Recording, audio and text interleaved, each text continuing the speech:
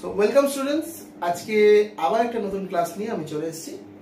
তো আজকে তোমাদের যেটা পড়াবো, যেটা খুবই একটা অনেকের কাছে খুবই আগ্রহের এবং অনেকের কাছে খুবই বিরক্তির একটা সাবজেক্ট। কারণ এটা আমরা দেখেছি যে পরীক্ষায় যে এটা ভালোবাসে সে এটাতে খুব নাম্বার পায়, আর ম্যাক্সিমাম ক্ষেত্রে যে যারা এটা পছন্দ করে না কোনো না কোনোভাবে কি কোনো না কোনো কারণে তারা কিন্তু এইটাতেই পিছিয়ে পড়ে, এই সাবজেক্টটাতেই।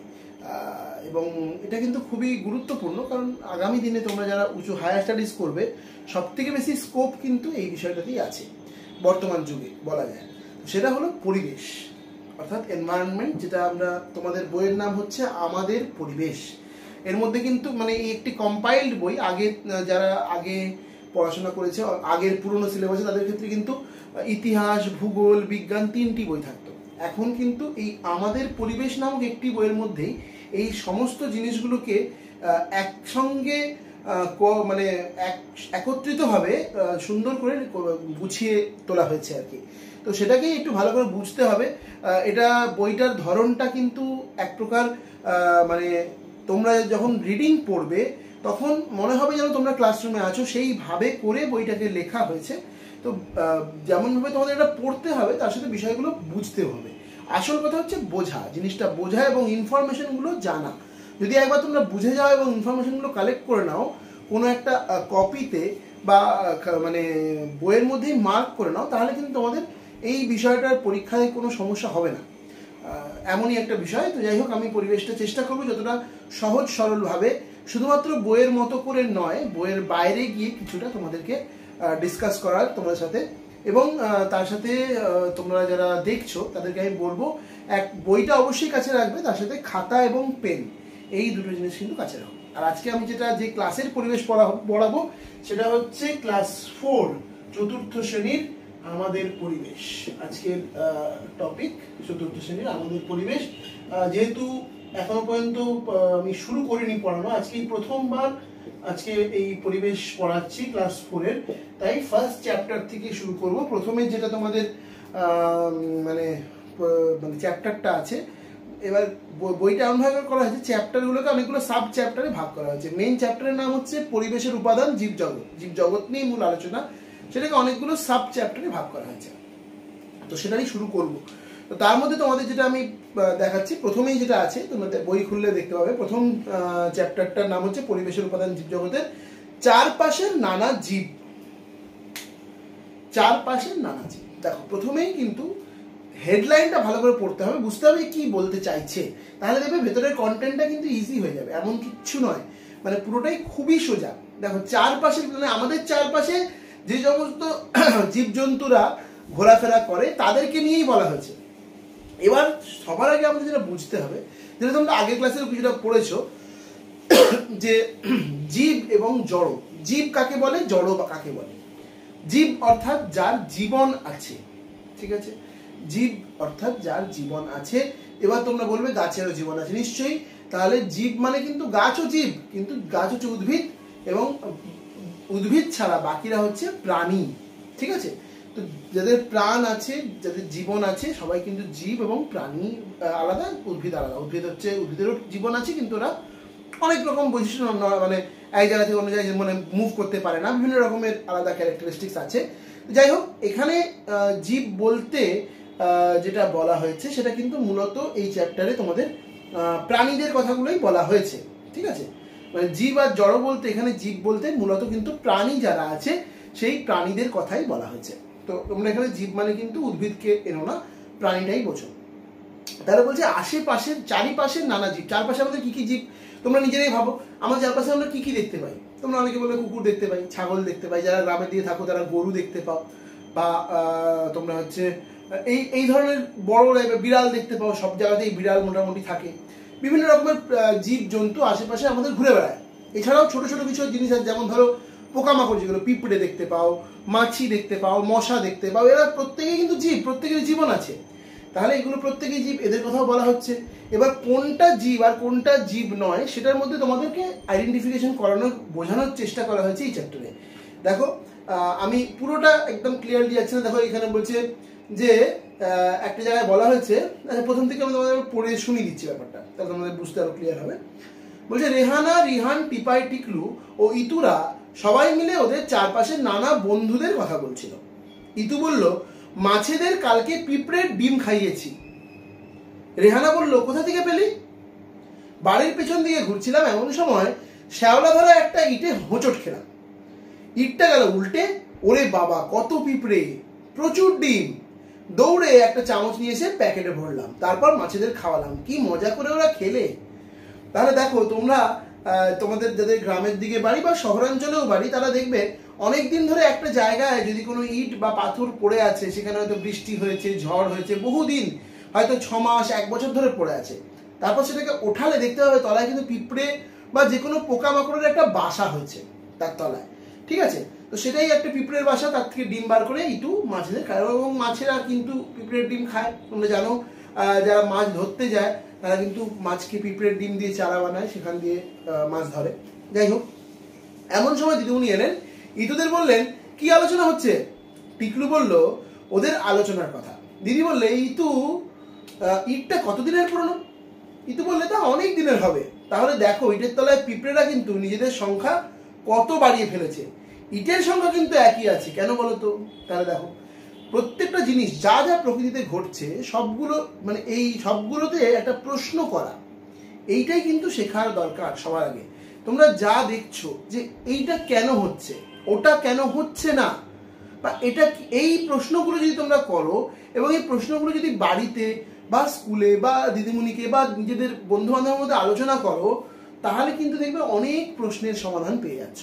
তাহলে এগুলো তোমাদের আলোচনা করতে হবে, আলোচনার মাধ্যমে কিন্তু সমস্ত কিছু সমাধান হয়। তাহলে দেখো, একটা সিম্পল জিনিস, যে ইটের তলায় পিঁপড়ের ডিম, সেখান থেকেও কিন্তু একটা প্রশ্ন বেরোলো যে পিঁপড়ে ডিম, মানে পিঁপড়ে তো নিশ্চয়ই একসঙ্গে এতগুলো ডিমগুলো ঢুকে যায়নি, পিঁপড়েরা নিজেদের বংশ বৃদ্ধি করেছে, কিন্তু ইটটা তো একটাই আছে। এটাই কেন ইটটা পারলো না? না, রিহানা বলছে, তখন রিহানা সবাই একসাথে বললো, দিদি, ইট থেকে তো ইট হয় না।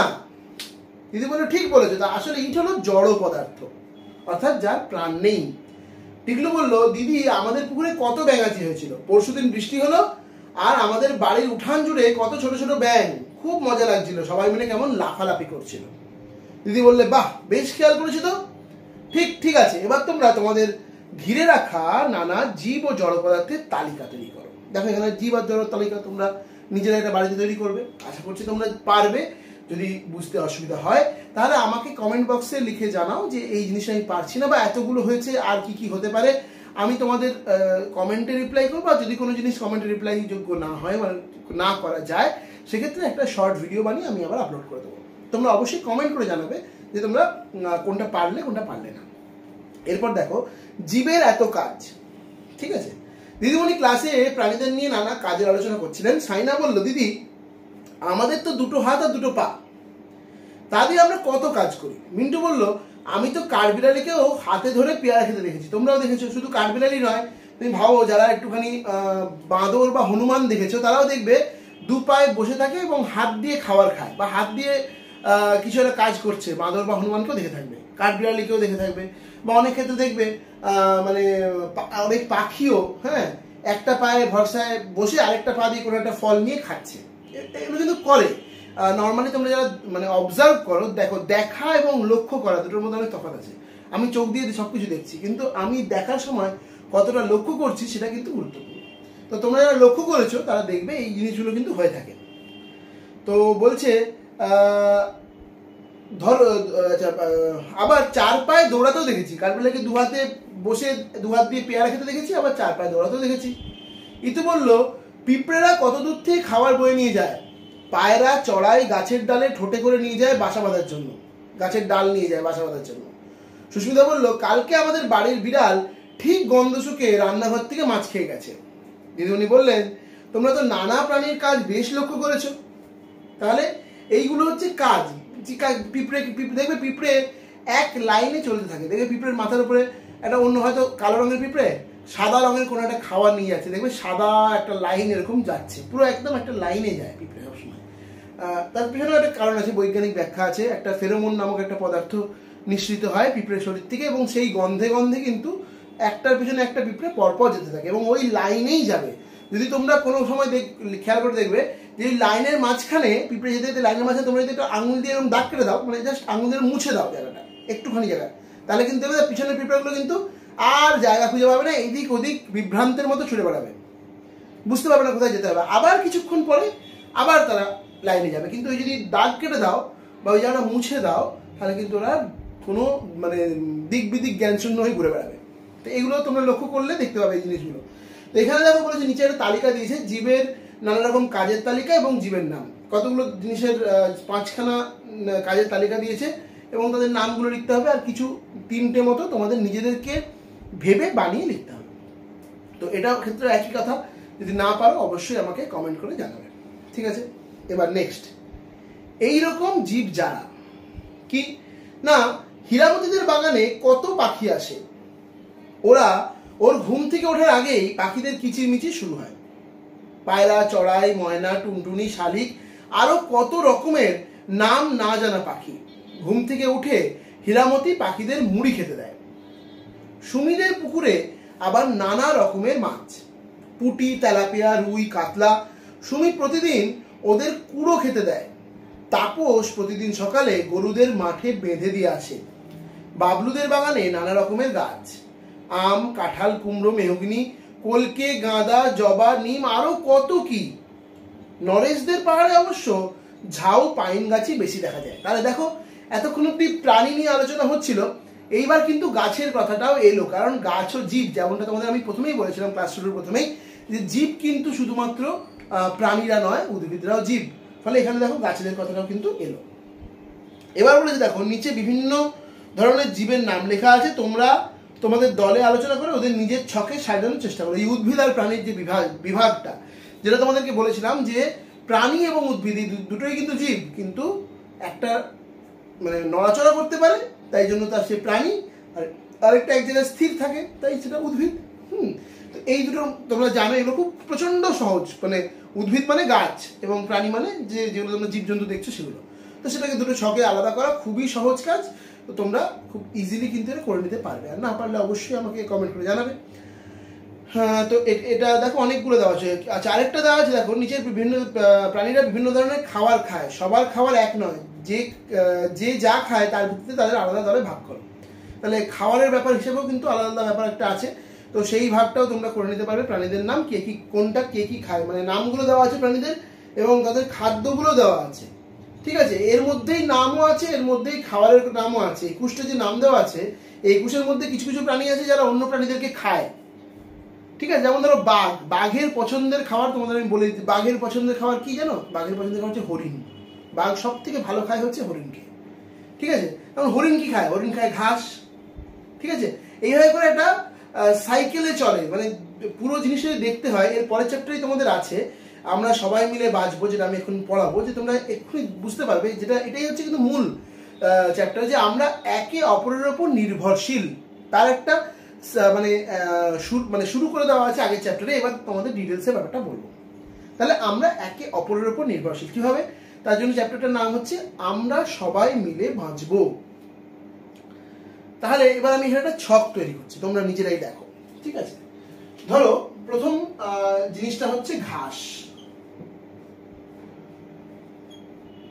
ঘাস, ঘাসকে কে খায় না? ফড়িংয়ে খায়।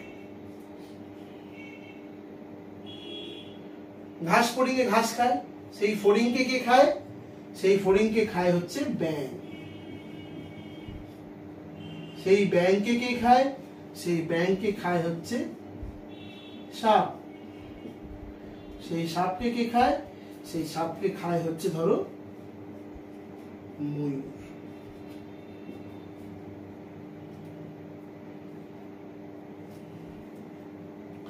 তাহলে এরকম করে অনেকগুলো জিনিস তৈরি করা যাবে। দেখো ঘাস, ঘাসকে কে খাচ্ছে? ফড়িং। ফড়িংকে কে খাচ্ছে? ব্যাঙ। ব্যাঙকে কে খাচ্ছে? সাপ। সাপকে খাচ্ছে ময়ূর। আর যদি আমি এর পরবর্তী স্টেপে যাই, যেটা এই সবগুলোর ক্ষেত্রেই একই, যে এই প্রত্যেকটা প্রাণী যখন মরে যাবে, যখন তার মৃত্যু হবে, তখন তার বডির উপরেই আবার তৈরি হবে ঘাস। মানে সে যখন মারা গেল, কোনো একটা জীবজন্তু, সে যখন মাটির সাথে মিশে গেল, তখন সেই মাটিতেই কিন্তু আবার এই ঘাস জন্মাবে। তাহলে এই যে সাইকেলটা, এরকম অনেক সাইকেল করা যায় যেখানে আমরা একে অপরের ওপর নির্ভরশীল, কোনোটাই কোনো কিছু ছাড়া বাঁচবে না। তোমরা জানো গাছ বড় করতে গেলে সার দিতে হয়, তো সেই সারটা কোথা থেকে হয়? প্রাণীজ সার হয় বা মানে গাছের নিজস্ব উদ্ভিজ্জ সারও হয়। তো ধরো এই সাইকেলটা কিন্তু সবসময় বজায় থাকে। তো আমি পড়ানো শুরু করি। যেমন ধরো বলেছে, টিপাইয়ের দাদু রোজ বিকেলে মাঠের ধারে এসে বসেন, খেলা শেষে পিকলু টিপাইরা দাদুর কাছে নানা ধরনের কথা শুনে।